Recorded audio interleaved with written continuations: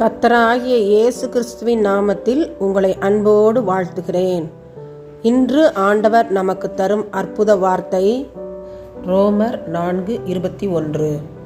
தேவன் வாக்குத்தத்தம் பண்ணினதை நிறைவேற்ற வல்லவர். Romans 4:21. He was fully convinced that God was able to do what he promised. அன்பான சகோதர சகோதரிகளே, கர்த்தர் ஆபிரகாமுக்கு கொடுத்த வாக்குத்தத்தத்தை இன்று நமக்கு தந்திருக்கிறார்.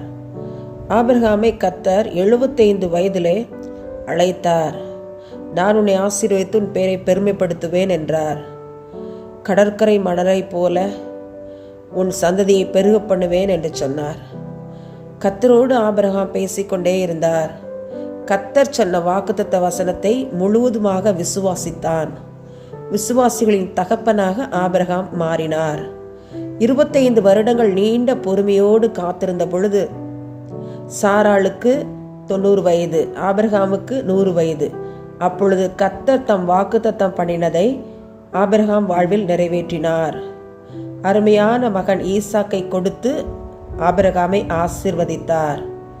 அவர்கள் குடும்பத்தில் சந்தோஷம் உண்டாயிற்று.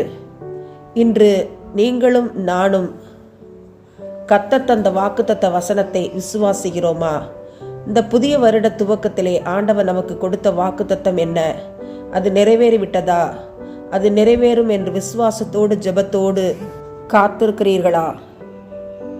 இன்னும் அதிகமாய் உபவாசித்து ஜெபியுங்கள், பொருத்தனையோடு ஜெபியுங்கள். கர்த்தருடைய பாடல்களை பாடி ஆண்டவருடைய நாமத்தை மகிமைப்படுத்துங்கள். கர்த்தருக்கு ஆராதனை செய்யுங்கள்.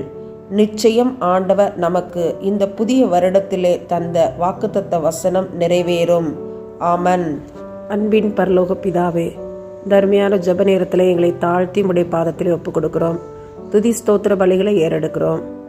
மந்திரம், பிலிசூனியம் இவற்றை நம்பி தங்கள் வாழ்வில் பழித்து சாபத்துக்குள்ளாகி இருக்கிற மக்களுக்காக விடுதலைக்காக உம்முடைய சமூகத்தில் வருகிறோம். ஆண்டவரே, இயேசு கிறிஸ்துவின் ரத்தம் சகல பாவங்களை நீக்கி நம்மை சுத்திகரிக்கும் என்ற வசனத்தின்படி யார் யாரெல்லாம் மந்திர கட்டினாலோ பிலிசூனிய கட்டினாலோ கஷ்டப்படுகிறார்களோ அவர்களுக்கு நீர் விடுதலையை தர வேண்டுமாய் ஜெபிக்கிறோம். யாக்கோபுக்கு விரோதமான மந்திரவாதம் இல்லை, இஸ்ரவேலுக்கு விரோதமான குறி சொல்லுதலும் இல்லை என்ற வசனத்தை நினைவு கூறுகிறோம். உம்முடைய கரத்திலே மக்களை ஒப்பு கொடுத்து ஜெபிக்கிறோம். விடுதலை கொடுக்க நீர் வல்லவர் என்பதை முழு நிச்சயமாய் நாங்கள் நம்புகிறோம். தேவனே, உம்முடைய தயவுள்ள கரம் இப்படிப்பட்ட மக்கள் மேல் விடுதலையை தரும்படியாய் ஜெபிக்கிறோம். நீர் இப்படியாய் செய்யப்போகிற தயவிற்காக ஸ்தோத்திரம். இயேசுவின் மூலமாய் எங்கள் ஜெபங்களை ஏறெடுக்கிறோம். ஜீவனுள்ள எங்கள் நல்ல பிதாவே. ஆமேன், ஆமேன்.